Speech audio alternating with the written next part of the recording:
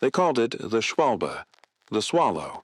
And when Messerschmitt test pilot Fritz Wendel first throttled up the twin Junkers Umo 004 turbojets on that July morning in 1942, streaking across the Bavarian sky at speeds no human being had ever experienced in combat aviation, he knew with absolute certainty that he was piloting the future, not a future. The future. At 540 miles per hour, the sleek, swept wingjet screamed past every propeller-driven fighter the Allies could field as if they were standing still, because functionally they were. The Spitfire, the Mustang, the Thunderbolt, those legendary workhorses of Allied air supremacy, maxed out around 440 miles per hour in optimal conditions. The Schwalbe, the Messerschmitt Me 262, was 100 miles per hour faster, could climb like a rocket, and carried four 30mm Mk-108 cannons that could shred a B-17 Flying Fortress in a single 2-second burst.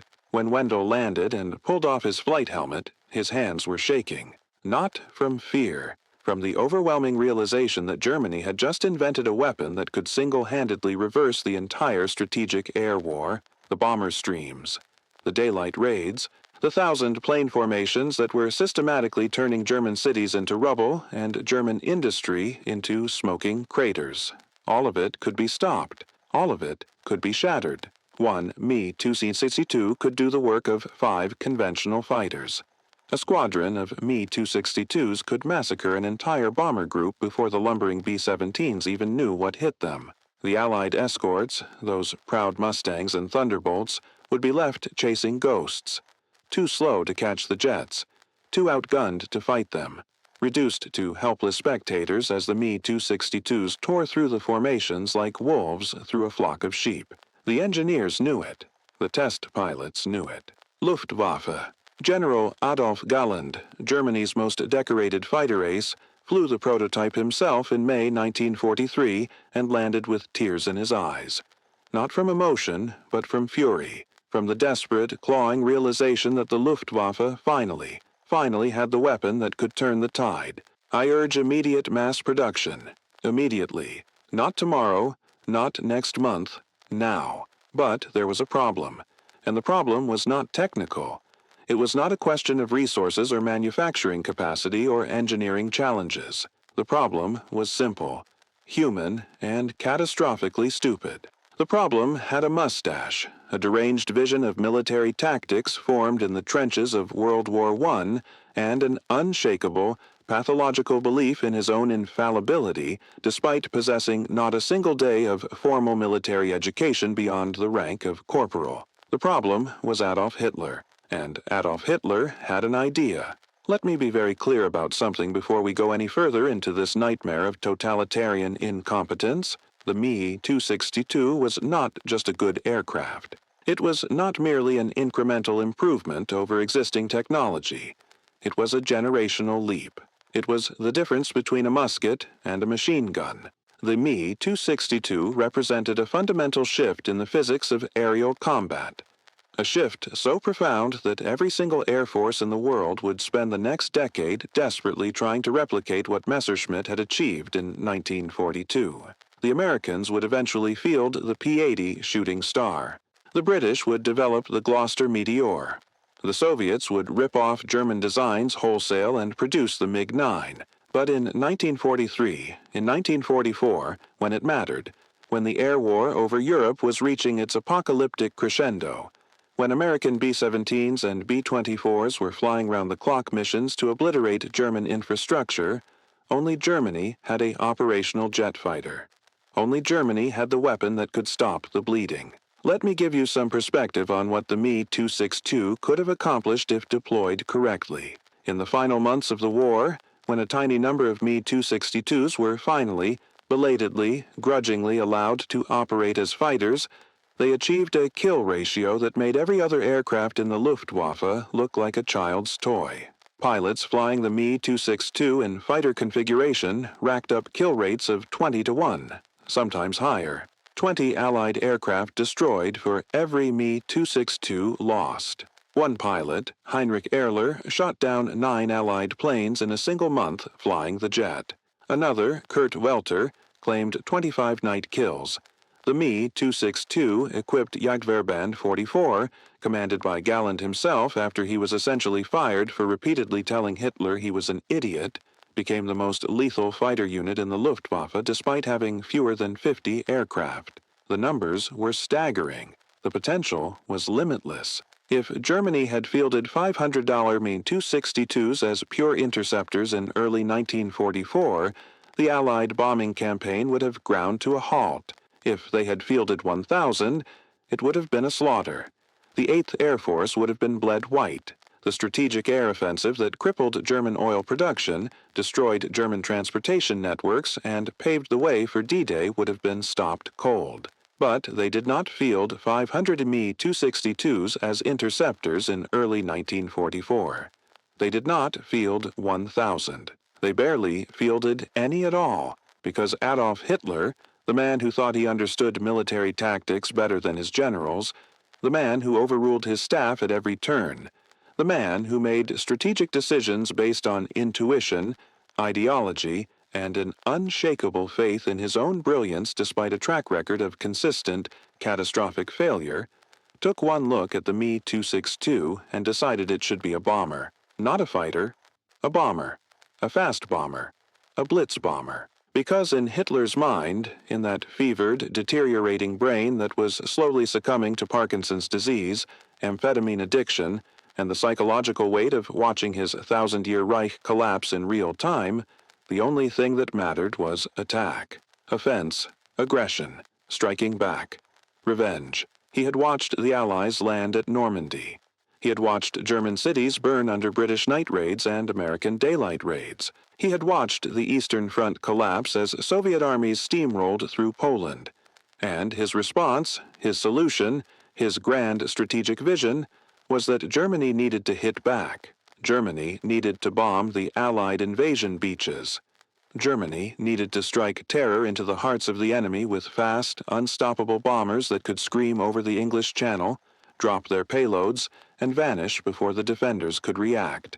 Never mind that Germany did not have air superiority. Never mind that German cities were being systematically destroyed because the Luftwaffe could not stop the Allied bomber streams. Never mind that every single competent military advisor, every experienced pilot, every engineer who understood the aircraft was screaming that the Me-262's value lay in its ability to intercept bombers, not to become one. Hitler knew better.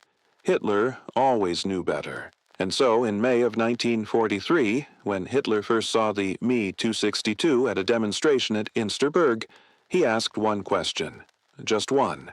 Can this aircraft carry bombs? The Messerschmitt representatives, confused, explained that yes, technically the Me-262 could be adapted to carry bombs, but that was not its purpose. Its purpose was air superiority.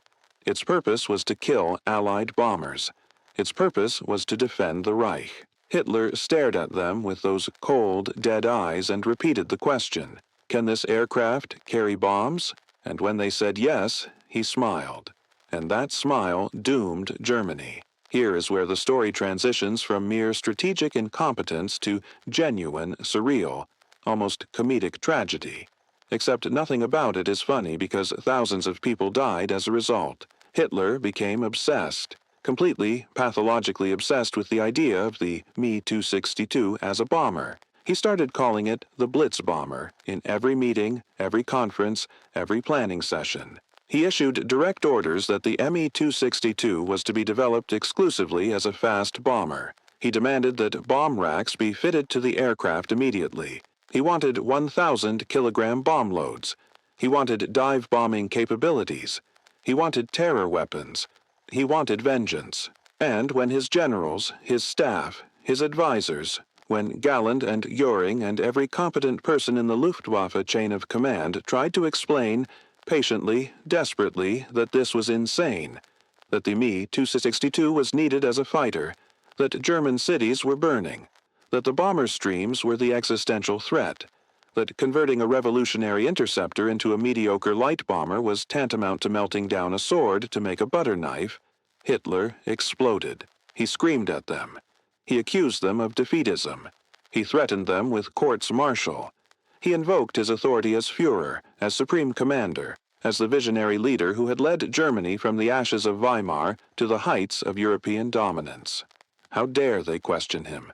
How dare they suggest that he, Adolf Hitler, who had orchestrated the conquest of France, who had masterminded the Blitzkrieg, who had humbled the British Empire, did not understand aerial warfare. The Me-262 would be a bomber. That was an order. And in Nazi Germany, orders from Hitler were not suggestions. They were law, immutable, absolute, enforced by terror. So the engineers went back to their drawing boards and started redesigning the Me-262 to carry bombs. And every day they spent adding bomb racks was a day not spent mass-producing fighters. Every modification to the airframe for ground attack capability was a modification that weakened its interceptor performance. Every hour wasted on Hitler's deranged vision was an hour that Allied bombers flew unmolested over German cities. The delay was catastrophic. The Me-262 should have entered mass production in late 1943. It should have been operational by early 1944, long before D-Day, in numbers sufficient to make a strategic difference. Instead, production was halted, restarted, modified, redesigned, and delayed over and over again as Hitler kept changing his demands, kept insisting on bomber variants, kept vetoing any suggestion that the aircraft be used as a fighter. Galland, desperate, began a quiet campaign of bureaucratic resistance, trying to sneak fighter versions of the Me-262 into production under the guise of bomber prototypes. He was not alone. Lower-level Luftwaffe officers, engineers, test pilots, they all knew what was happening. They all watched in horror as the one weapon that could save Germany was systematically sabotaged by the one man who claimed to be saving it. And now I want to pause here, about a third of the way through this story, and ask you something. Because this is not just a story about World War II. This is not just a story about airplanes and tactical decisions. This is a story about a pattern that repeats throughout human history, over and over again, in every era, every civilization, every institution. The pattern of expertise crushed by authority. The pattern of people who actually know what they are talking about being overruled by people who do not, but who have power. The pattern of catastrophic decisions made by leaders who are so convinced of their own brilliance that they cannot see their own incompetence. So here is my question for you, and I want you to comment below with your answer. Do you think history is shaped more by brilliant people making brilliant decisions, or by stubborn, arrogant people making terrible decisions and having the power to enforce them? In your experience, in your observation of the world, does the Dunning-Kruger effect, that psychological phenomenon where the least competent people are the most confident in their abilities, does that effect run entire nations? Because as we continue with this story, as we watch Hitler systematically destroy Germany's best chance at air superiority through sheer egotistical delusion, I want you to think about how many times this same story has played out in different contexts. How many times has someone with just enough knowledge to be dangerous, but not enough to be competent, seized control and driven everything into the ground while the experts watched helplessly? Comment below. Tell me what you think. Because understanding this pattern, recognizing it, calling it out, that might be the only way we ever break it. Let us return to 1944. D-Day is coming. The Allied invasion of Normandy, Operation Overlord, is being planned down to the last detail, and German intelligence knows it is coming. They do not know exactly where, they do not know exactly when, but they know the Allies are going to land somewhere on the French coast and launch the largest amphibious invasion in human history. And Hitler, fixated on his Blitz bomber fantasy, is convinced that when the invasion comes, his Me-262s will swoop down on the beaches, bomb the landing craft, strafe the soldiers, and turn the invasion into a massacre. He has told his generals this repeatedly. He has staked German defensive strategy on this belief. The Me-262 Blitz bomber will save Normandy. The problem, and there are so many problems at this point that they are starting to stack on top of each other like a Jenga tower designed by a sadist, is that by mid-1944, Germany has produced only a handful of Me-262s, and the ones that exist are scattered across various test units, training squadrons, and experimental groups. There is no mass production, there is no operational doctrine, there is no cohesive strategy. There are just a few dozen jets, some configured as fighters, some configured as bombers, most of them grounded due to engine problems or lack of fuel or lack of trained pilots, and all of them caught in the middle of a bureaucratic nightmare as Hitler keeps issuing contradictory orders about how they should be used. Galland is tearing his hair out. He has been advocating for a concentrated force of Me-262 fighters to defend German cities from bomber raids, a strategy so obvious, so logical, so desperately needed that its rejection borders on the absurd. But Hitler will not hear it. In a meeting in November 1943, Hitler directly asked Galland, "Can the Me-262 carry bombs?" And Galland, who had learned by this point that honesty with Hitler was a quick path to dismissal or worse, tried to dodge the question. He said the aircraft was designed as a fighter. Hitler asked again, "Can it carry bombs? Yes or no?" Galland admitted that yes, technically it could carry bombs, but only at the expense of performance, fuel capacity, and combat effectiveness. Hitler interrupted him. "Then it will carry bombs. I want every Me-262 configured as a blitz bomber. No exceptions. Anyone who questions this order will be removed from their post." And that was that. The Führer had spoken. The die was cast. June 6, 1944. D-Day. The largest amphibious invasion in history. 156,000 Allied troops land on the beaches of Normandy. The skies over the invasion fleet are dominated by Allied aircraft. Thousands of them. Fighters, bombers, reconnaissance planes, transport aircraft, a swarm of Allied air power so overwhelming that German ground forces can barely move during daylight hours without being strafed into oblivion. And where are the Me-262 blitz bombers? Where is Hitler's miracle weapon? Where are the jets that are supposed to turn the tide? They are nowhere. A few, maybe 2 or 3, attempt ground attack missions in the weeks following the invasion. They drop their bombs, most of which miss their targets because the Me-262 was never designed for precision bombing and has no bomb site worth mentioning. They strafe a few vehicles. They achieve absolutely nothing of strategic value. And then they fly home, if they make it home at all, having burned through their fuel for missions that a conventional bomber or ground attack aircraft could have done just as poorly and at a fraction of the cost. Meanwhile, over Germany, the American 8th Air Force is flying missions with impunity. Bomber streams, hundreds of aircraft at a time, are obliterating German oil refineries, ball-bearing factories, transportation hubs, everything that keeps a modern war machine functioning. The Luftwaffe, starved of resources, starved of fuel, starved of pilots, is being systematically destroyed in a war of attrition it cannot win.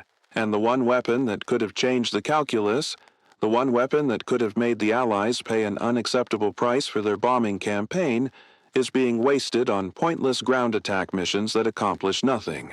The frustration among Luftwaffe pilots and commanders reaches a breaking point. In January 1945, Galland is essentially fired from his position as general of the fighter arm after one too many arguments with Goering about the Me-262.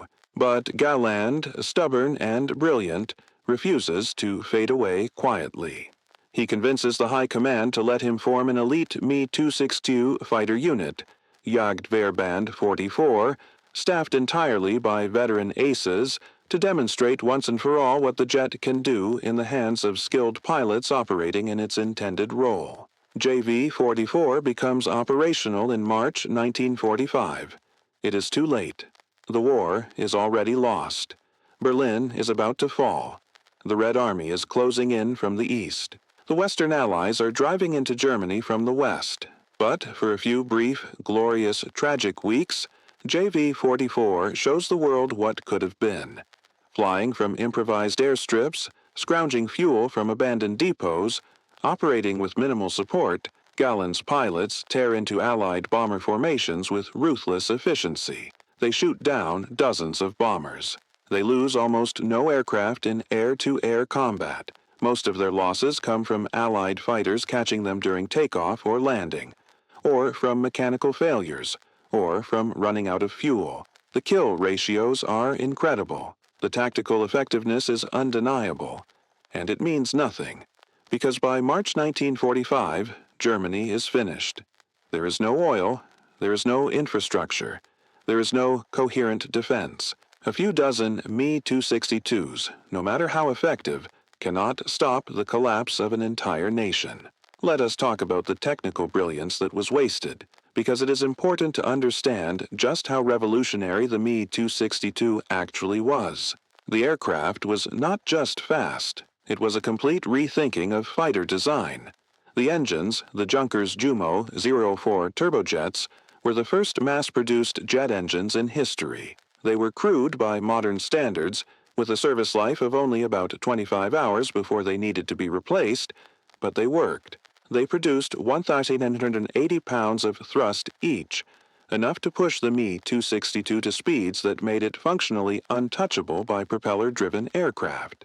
The airframe was aerodynamically advanced, with swept wings to delay the onset of compressibility effects at high speed, a design feature that would become standard on every jet fighter that followed. The weapon's loadout was devastating. 4 Mk-108 autocannons, 30mm monsters that fired explosive shells capable of ripping apart heavy bombers. A single hit from an Mk-108 could cripple a B-17. A 2-second burst could destroy it outright. Allied pilots who encountered the Me-262 in combat described it as terrifying. It would appear out of nowhere, a gray streak moving faster than anything they had ever seen, rip through a bomber formation in seconds, and vanish before the escorts could react. Conventional defensive tactics. The things that worked against German piston-engine fighters like the Bf-109 or Fw-190 were useless against the Me-262. You could not outrun it. You could not outclimb it.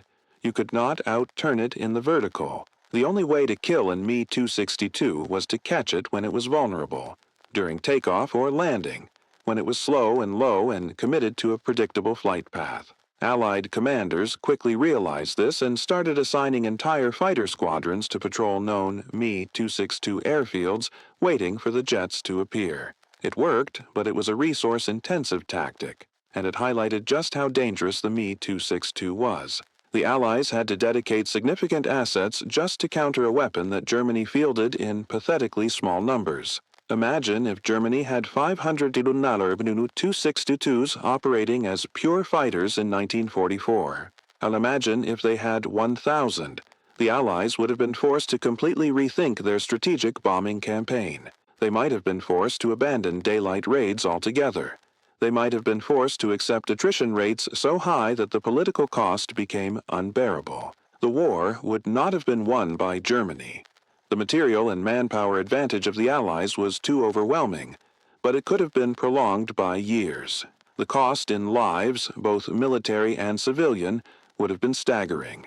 And all of that potential was squandered because one man, one deeply incompetent man with absolute power, decided he knew better than everyone else. Let us talk about why Hitler made this decision, because understanding the psychology behind it is crucial to understanding how disasters like this happen.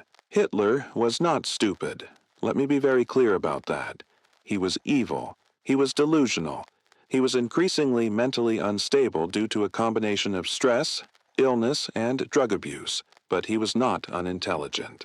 He had a certain low cunning, a talent for political manipulation, and a decent understanding of propaganda and mass psychology.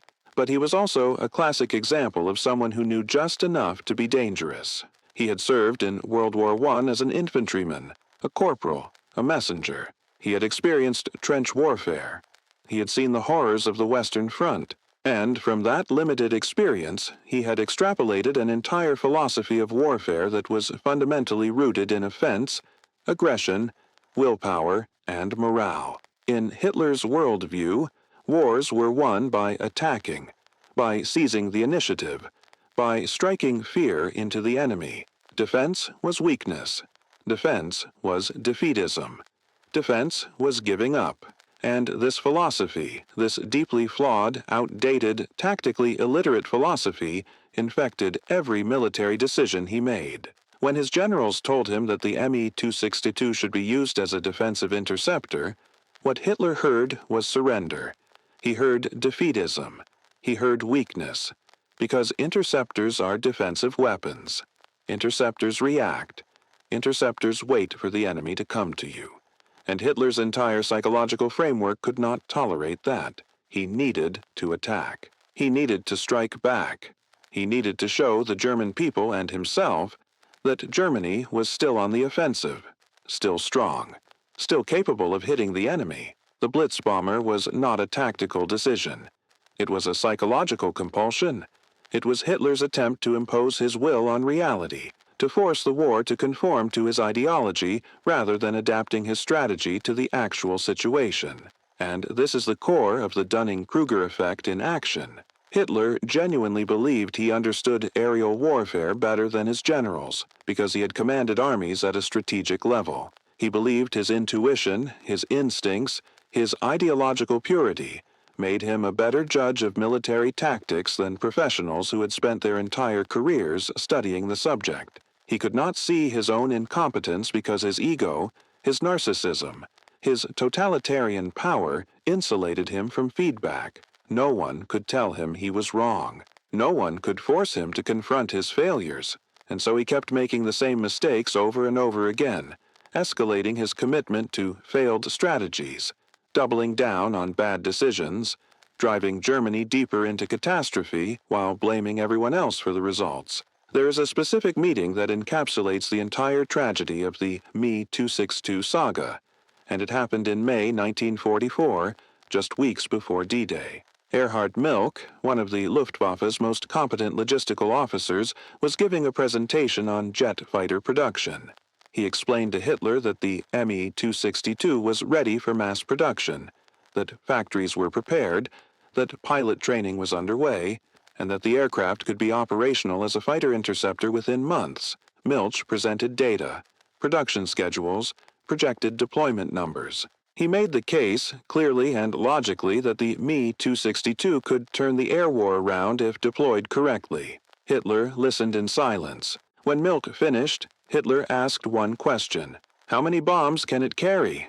Milch, exasperated, explained again that the Me-262 was a fighter, not a bomber, and that converting it to a bomber role would delay production, reduce effectiveness, and waste the aircraft's potential. Hitler stood up.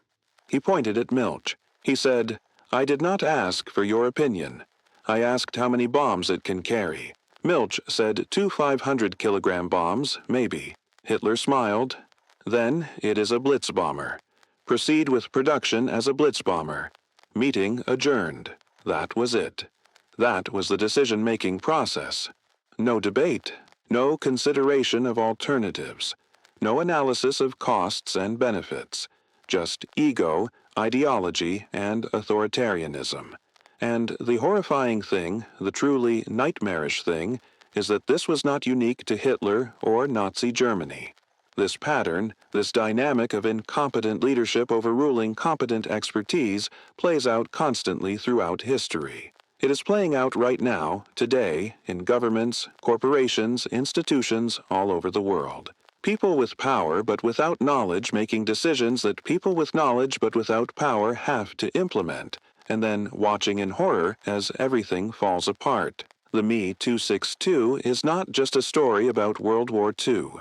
It is a story about what happens when authority and competence become decoupled, when the people making decisions are not the people who understand the consequences. By the summer of 1944, the situation had become farcical. The Luftwaffe was operating a bizarre mix of Me-262 variants, some configured as fighters, some configured as bombers, some configured as reconnaissance aircraft, none of them available in sufficient numbers to make a strategic impact in any role. Hitler was still issuing orders about the Blitz bomber, but by this point, even the Nazi propaganda machine could not hide the reality that Germany was losing the air war. Cities were burning. Factories were rubble. Transportation networks were destroyed. The strategic bombing campaign was achieving its objectives, slowly, methodically, grinding Germany into dust. And the weapon that could have stopped it, or at least slowed it, was scattered across airfields, hangars, and production facilities, waiting for a coherent strategy that would never come. There is a particularly bitter irony in the fact that Hitler, obsessed with using the Me-262 to attack the Allied invasion, never actually witnessed the aircraft being used effectively in that role, because it was not used effectively in that role. It could not be. The Me-262 was a brilliant interceptor forced to operate as a mediocre ground attack aircraft. It was a scalpel being used as a hammer, and everyone involved except Hitler understood this. The pilots knew it. The engineers knew it. The field commanders knew it. But knowledge without power is useless, and in Nazi Germany, power without knowledge was the norm. Galland later wrote in his memoirs that the Me-262 controversy was the moment he realized Germany had already lost the war, not because of material shortages or Allied superiority, but because the German leadership had become so detached from reality, so consumed by ideology and ego that they could no longer make rational decisions. He wrote that watching Hitler squander the Me-262 was like watching a man drown, while refusing to grab the life preserver because he insisted he could swim even though he clearly could not. It was surreal. It was maddening. It was utterly, completely avoidable. Let me give you some numbers to illustrate just how catastrophic Hitler's decision was. By the end of the war, Germany had produced approximately 1,440 262s. That sounds like a lot, but consider that production did not ramp up until mid-1944, and that hundreds of those aircraft never saw combat due to lack of fuel, lack of trained pilots, or mechanical issues. Of the Me-262s that did see combat, only a fraction were used as fighters. The rest were wasted on ground attack missions, reconnaissance, or experimental roles. Now consider what could have happened if Germany had committed to mass production of the Me-262 as a pure fighter in early 1943, when the design was mature and ready. By the end of 1943, Germany could have had 500 operational Me-262 fighters. By mid-1944, that number could have been 2,000 or more. The impact on the air war would have been revolutionary. Let us do some math. The Me-262 had a kill ratio of roughly 20 to 1 in the hands of experienced pilots. Even if we assume a more conservative ratio of 10 to 1 to account for less experienced pilots and mechanical failures, 500 Tihau and Me-262s operating as interceptors could theoretically shoot down 5,000 Allied aircraft before being destroyed themselves. The 8th Air Force, at its peak, had about 2,000 heavy bombers operational at any given time. Losses of that magnitude would have been unsustainable.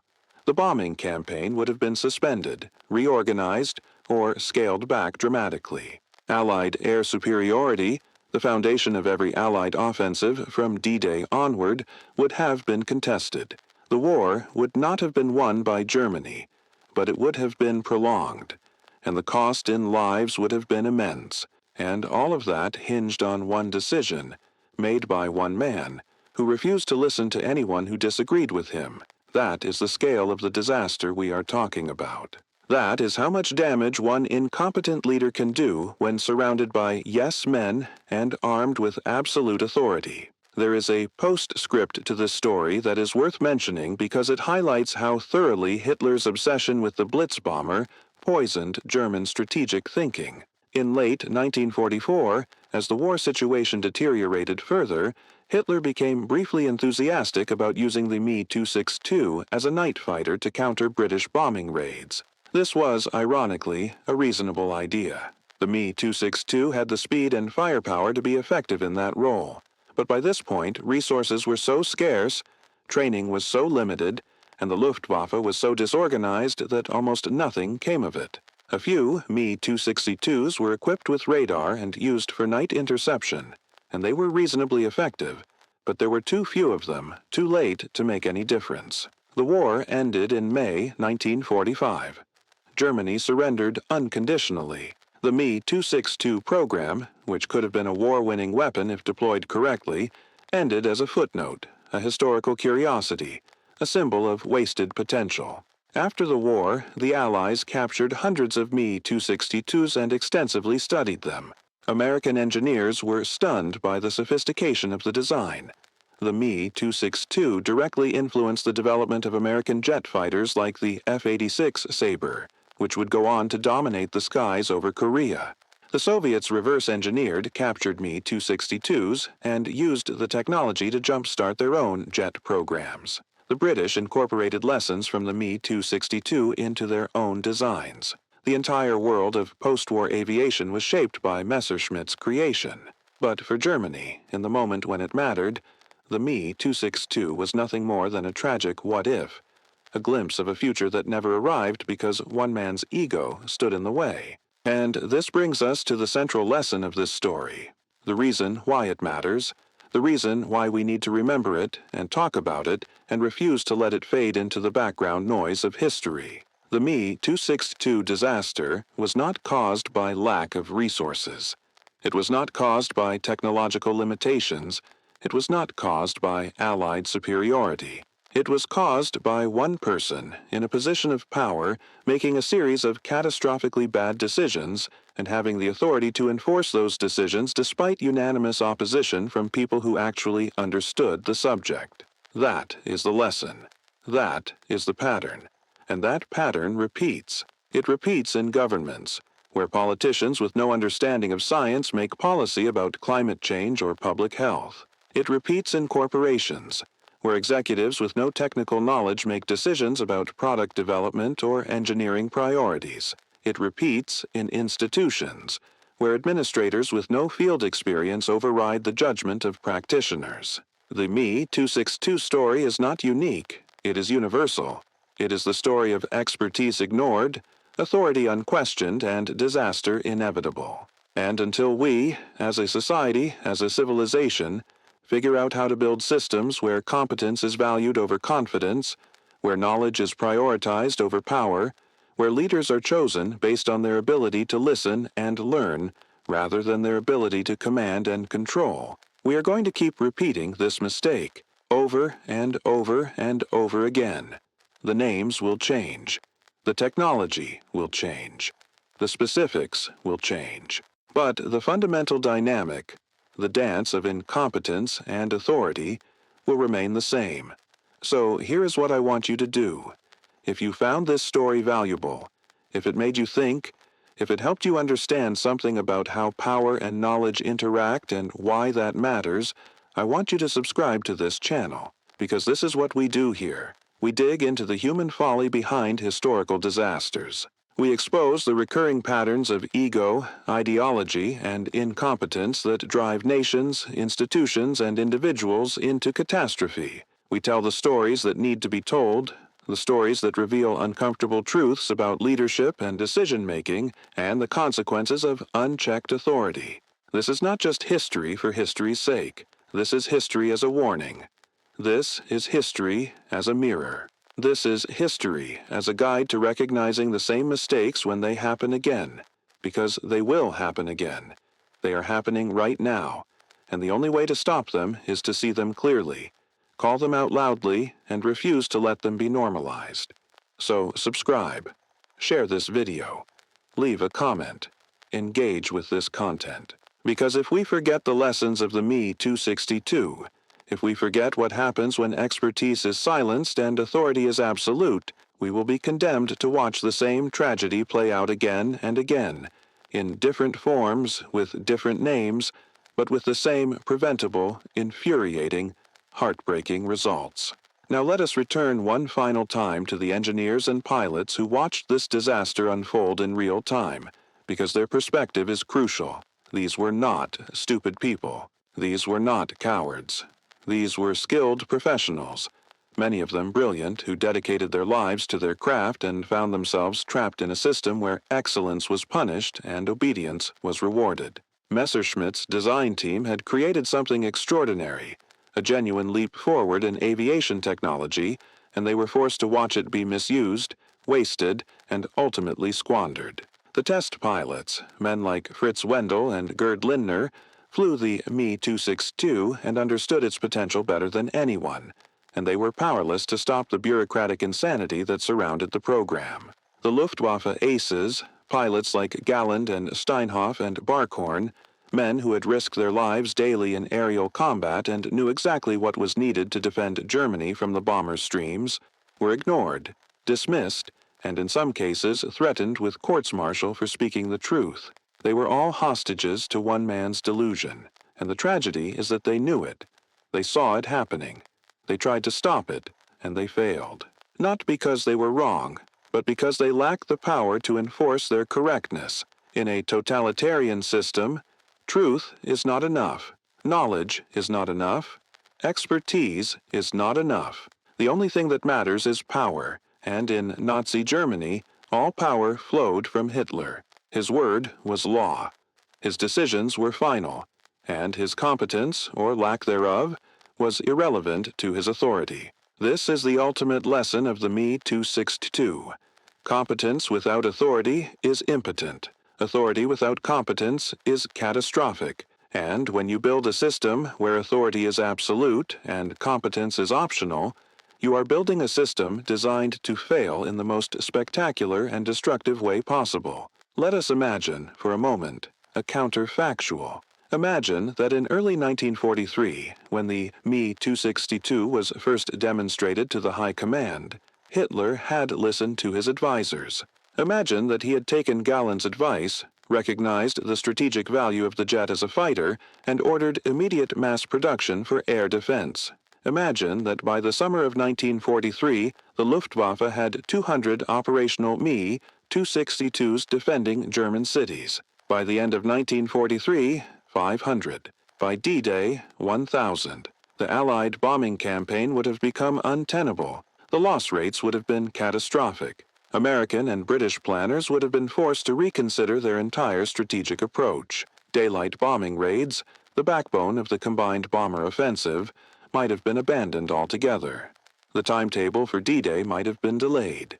The course of the war would have been altered. Not enough to change the final outcome, because by 1943 the material imbalance between the Allies and Germany was too overwhelming, but enough to prolong the conflict, enough to increase the death toll, enough to change the specific trajectory of how the war ended.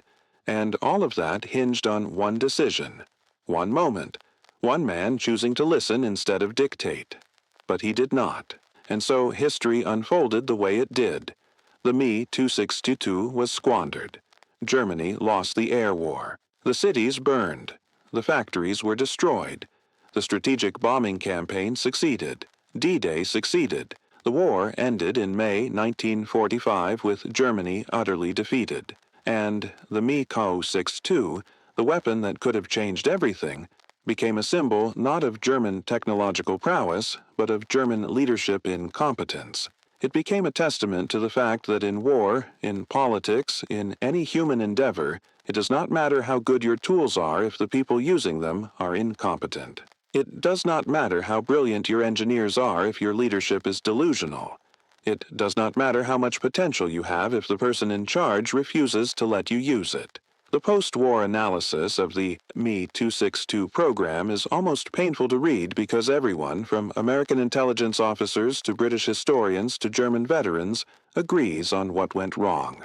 The United States Strategic Bombing Survey, conducted immediately after the war, concluded that the Me 262, if deployed in large numbers as a fighter in 1943 or early 1944, could have severely disrupted Allied bombing operations. British Air Ministry reports reached the same conclusion.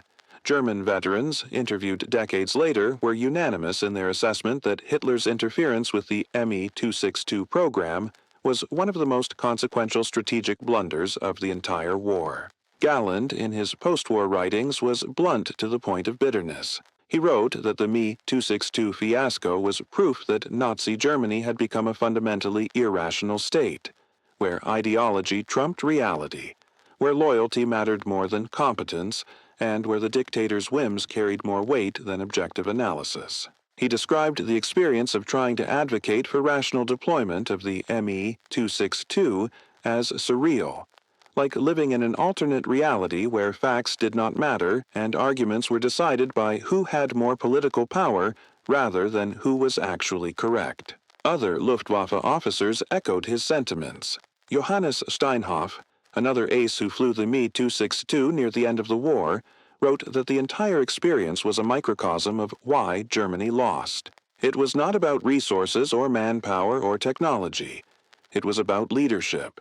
It was about the systematic elevation of incompetence, the suppression of dissent, and the catastrophic consequences of surrounding a dictator with yes men who refused to tell him the truth. Nazi Germany had the talent. It had the engineers, the scientists, the pilots, the soldiers. What it lacked was a leadership structure capable of using that talent effectively. And that lack, more than any material shortage, more than any tactical defeat, was what doomed the Third Reich. But here's the thing that keeps me up at night about this story. The thing that makes it relevant today, right now, in the present. The dynamics that destroyed the Me-262 program have not gone away. They are still here. They are still active. They are still ruining projects, destroying organizations, and causing disasters. The pattern of incompetent leadership overruling competent expertise is not some relic of totalitarian regimes. It is a constant feature of human organizations. It happens in democracies. It happens in corporations. It happens in universities, hospitals, government agencies, tech companies, everywhere that power and knowledge intersect. How many times have you watched a manager with no technical expertise override the advice of engineers who actually build the product? How many times have you seen a politician with no scientific training make policy decisions that contradict the consensus of experts? How many times have you experienced a leader who is so convinced of their own brilliance that they cannot hear feedback, cannot acknowledge mistakes, cannot adapt to new information? The Me-262 is not ancient history. It is a playbook. It is a warning. It is a pattern that we need to recognize and resist every single time it appears. Because the cost of ignoring it is not just organizational dysfunction or wasted resources. The cost is measured in lives lost, opportunities squandered, and potential destroyed. The cost is everything that could have been but was not. Because someone with power but without wisdom decided they knew better. And so we come to the end of this story, back to where we started, with the test pilots and engineers who held the future in their hands and watched it slip away. Fritz Wendel, who first flew the Me-262 and knew instantly that it was revolutionary, survived the war and lived until 1975. In interviews later in life, he spoke about the Me-262 with a mixture of pride and sadness. Pride in what the engineering team had accomplished, sadness at what could have been. He said that flying the Me-262 was the pinnacle of his career as a test pilot, and watching it be misused was the most frustrating experience of his professional life. He compared it to building a masterpiece and then watching someone use it as firewood. Willy Messerschmitt himself, the designer, was more circumspect, but even he acknowledged in post-war statements that the political interference with the Me-262 program had been damaging. He stopped short of directly criticizing Hitler out of either residual loyalty or fear of association with the Nazi regime, but he made it clear that the aircraft had been deployed incorrectly and that the delays in production had been unnecessary and costly. Galland, as mentioned, was the most vocal, and his writings are essential reading for anyone interested in the history of the Luftwaffe or the broader question of how organizations make catastrophically bad decisions. He did not mince words. He laid the blame directly at Hitler's feet and made the case that the Me-262 disaster was emblematic of a leadership culture that valued obedience over competence and ideology over reality. These men, and hundreds of others involved in the Me-262 program, carried the knowledge of what had gone wrong for the rest of their lives. They knew that Germany had possessed a weapon that could have changed the course of the air war. They knew that it had been squandered. They knew who was responsible. And they knew that the lesson, the core lesson, the essential truth of the Me-262 disaster, was that competence divorced from authority is useless, and authority divorced from competence is lethal. That is the story. That is the lesson. That is the warning. The Messerschmitt Me-262. Schwalbe, the Swallow, the jet fighter that could have turned the tide, destroyed by one man's ego, One man's delusion, one man's absolute refusal to listen to anyone who knew better. It is a tragedy. It is a cautionary tale. And it is, unfortunately, a story that will keep repeating until we learn to recognize the pattern and build systems that prioritize knowledge over power, competence over confidence, and truth over authority. Thank you for watching. Subscribe if you want more stories like this. Comment below with your thoughts on the Dunning-Kruger effect in leadership. And remember, the only way to avoid repeating history is to understand it deeply, unflinchingly, and with a commitment to never letting the same mistakes happen again on our watch.